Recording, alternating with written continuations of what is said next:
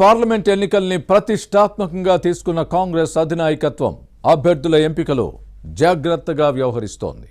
గెలుపు గుర్రాలకే ప్రాధాన్యత ఇస్తోంది. తెలంగాణలో ఇప్పటికే 4 స్థానాలకు తమ అభ్యర్థుల్ని ప్రకటించిన కాంగ్రెస్ మిగిలిన సీట్ల కోసం కసరత్తు చేస్తోంది. ఆదిలాబాద్ లోక్సభ స్థానం అభ్యర్థి ఎంపికపై ఆచితూచి వ్యవహరిస్తోందా? టికెట్ రేసులో ఉన్న నేతల బలం సరిపోదని భావిస్తోందా? బీజేపీ అభ్యర్థి తేలిన తర్వాతనే కాంగ్రెస్ క్యాండిడేట్ను ప్రకటించనుందా? హస్తం పార్టీలో ఆశావహులు ఎవరు? తెలంగాణ కాంగ్రెస్ పార్లమెంట్ ఎన్నికలపై ఫుల్ గా ఫోకస్ పెట్టింది. ఇప్పటికే 4 స్థానాలకు తమ అభ్యర్థులను ఖరారు చేసింది.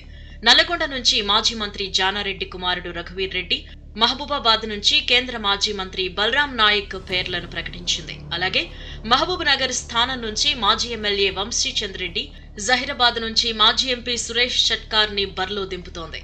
మిగిలిన స్థానాల అభ్యర్థుల ప్రకటనపై కసరత్తు జరుగుతోంది.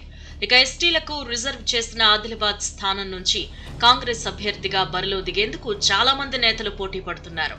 రాష్ట్రంలో పార్టీ అధికారంలో ఉండడంతో టికెట్ దక్కితే గెలుపు గ్యారంటీ అనే ధీమా ఆశావహుల్లో కనిపిస్తోంది.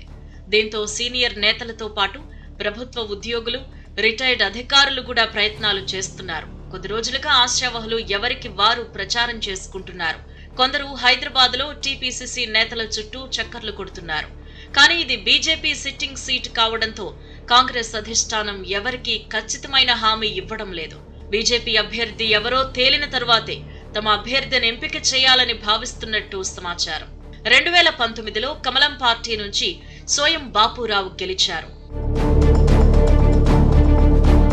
వాస్తవానికి గతేడాది నవంబర్లో జరిగిన అసెంబ్లీ ఎన్నికల్లో ఆదిలాబాద్ లోక్సభ స్థానం పరిధిలోని 7 అసెంబ్లీ సీట్లలో కేవలం 1 స్థానంలో మాత్రమే కాంగ్రెస్ గెలిచింది.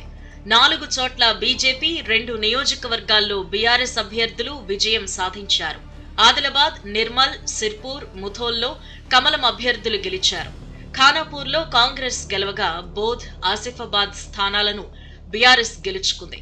గులాబీ పార్టీ ఎంపీ టికెట్ కోసం పెద్దగా పోటీ లేదు. కానీ బీజేపీ, కాంగ్రెస్ల నుంచి బరిలో దిగేందుకు చాలా మంది నేతలు క్యూ కడుతున్నారు. ఇప్పటికే పార్టీలో కొనసాగుతున్న నాయకులతో పాటు కొత్తవారు సైతం టికెట్ కోసం లాబియింగ్ చేస్తున్నారట. గతంలో ఎంపీగా పోటీ చేసి ఓడిపోయిన హస్తం పార్టీ నేత నరేష్ జాదవ్ ముందు వరుసలో ఉన్నారు.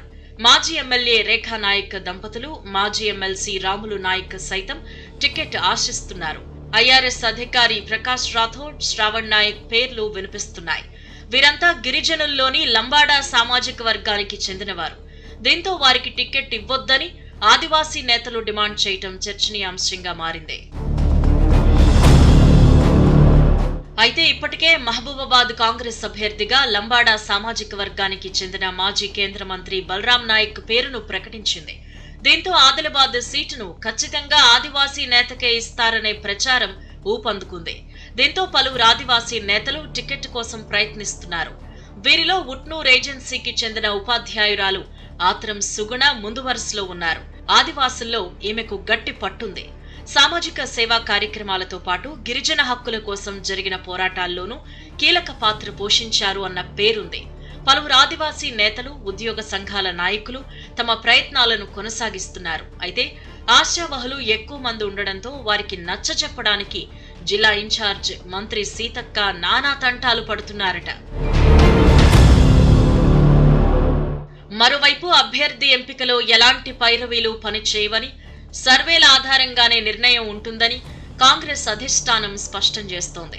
ఈ స్థానం గెలుపును ప్రతిష్టాత్మకంగా తీసుకున్న హస్తం పార్టీ ఆపరేషన్ ఆకర్ష్ కు తెరతీసింది. బీజేపీ, బీఆర్ఎస్ లోని కీలక నేతలను తమ వైపు తిప్పుకునే పనిలో ఉంది. ఇప్పటికే సిర్పూర్ మాజీ ఎమ్మెల్యే కోనేరు కోనప్ప బీఆర్ఎస్ ను వీడి కాంగ్రెస్ గూటికి చేరనున్నారు. తన సోదరుడు ఆసిఫాబాద్ జడ్పీ చైర్మన్ కోనేరు కృష్ణారావు సీఎం రేవంత్ రెడ్డిని కలిసి చర్చించారు. ఆదిలాబాద్ పార్లమెంట్ పరిధిలో 4 బీజేపీ ఎమ్మెల్యేలు ఉండడంతో ఆయా నియోజకవర్గాల్లోని బీఆర్ఎస్ క్యాడర్ కు కాంగ్రెస్ గ్యాలం వేస్తోంది. మరి మున్ముందు ఎలాంటి పరిణామాలు చోటు చేసుకుంటాయో చూడాలి.